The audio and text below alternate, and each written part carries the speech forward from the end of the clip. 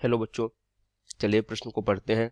हैलाइडों के नाम आईयूपीएससी पद्धति में लिखे। नीचे हैलाइड दिया गया था, इसका नाम आईयूपीएससी पद्धति में लिखना है तथा उसका वर्गीकरण करना है कि वो एल्किल है, एलिलिक है या बेंजिलिक है, और प्राथमिक, द्वितीयक, तृतीयक है या वाइनिल अथवा एरिल हैलाइड है। किस रूप में करना है वो हमें बताना है। ठीक है, ये भी हमें बताना है। तो हम बात करते हैं अपने उत्तर की, और यहाँ पर देखते हैं सबसे पहले इस प्रश्न की मुख्य अवधारणा। तो मुख्य अवधारणा क्या है कि जो एल्किल हैलाइड दिया गया है उसका हमें क्या करना है, सबसे पहले आईपीएससी नामकरण। तो एल्किल हैलाइड का नामकरण तथा वर्गीकरण। एल्किल हैलाइड का नामकरण तथा वर्गीकरण से ये जो प्रश्न हमारा लिया गया है, तो इसकी जो मुख्य अवधारणा है वो इस प्रकार से हो जाती है। अब देखते हैं संरचना क्या है। CH3 CH2 C, इस पर दो CH3 लगे हुए इस प्रकार से, CH2I। ठीक है, सबसे पहले इसका आईपीएससी नाम लिखना है। ठीक है बच्चों, आईपीएससी नाम लिखना। तो बच्चों सबसे पहले इस संरचना के हम आईपीएससी नाम को लिखेंगे। तो देखते हैं इसका आईपीएससी नाम क्या होगा। ठीक है, आईपीएससी नाम क्या होगा, तो आईपीएससी नाम में सबसे पहले नंबरिंग शुरुआत देंगे इसकी। तो यहाँ से 1 2 3 4, सबसे लंबी श्रृंखला की नामकरण करते हैं। सबसे लंबी श्रृंखला का नामकरण करते हैं। किसका नामकरण करते हैं, सबसे लंबी कार्बन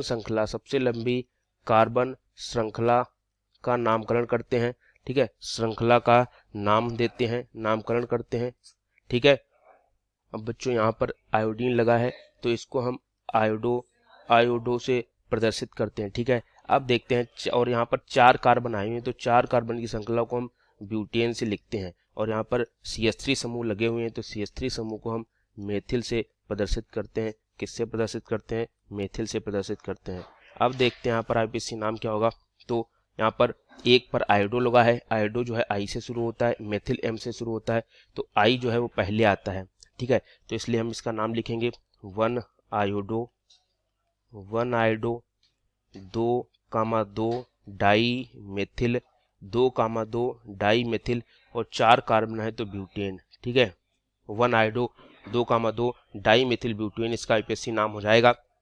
अब हमें इसका वर्गीकरण करना है। क्या करना है, इसका वर्गीकरण करना है। तो अगर वर्गीकरण की बात करें तो सबसे पहले तो देख सकते हैं ये एल्किल श्रृंखला पर आयोडीन लगा हुआ है।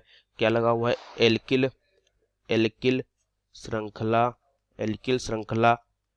पर आयोडीन लगा है, आयोडीन जुड़ा है।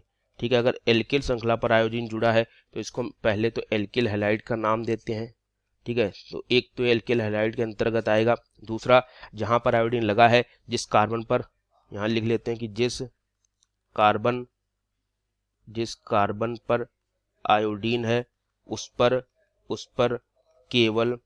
केवल एक कार्बन श्रृंखला है और 2 हाइड्रोजन है। एक कार्बन श्रृंखला तथा 2 हाइड्रोजन है। तो इस प्रकार की जो हैलाइड होता है इसको हम प्राथमिक एल्किल हैलाइड कहते हैं। मतलब ये जो होगा, ये हमारा जो एल्किल हैलाइड है ये हमारा प्राथमिक एल्किल हैलाइड के अंदर आएगा। तो इसका जो वर्गीकरण है वो पूरा आएगा प्राथमिक एल्किल हैलाइड। जो हमारा इसका पूरा सही से वर्गीकरण होगा वो होगा प्राथमिक एल्किल हैलाइड। तो हमसे नाम और यहाँ पर वर्गीकरण पूछा गया था तो ये आईपीएससी नाम बता दिया है, ये हमने यहाँ पर वर्गीकरण बता दिया है। तो उम्मीद करता हूँ बच्चों आपको ये उत्तर अच्छे से समझ आया होगा। धन्यवाद।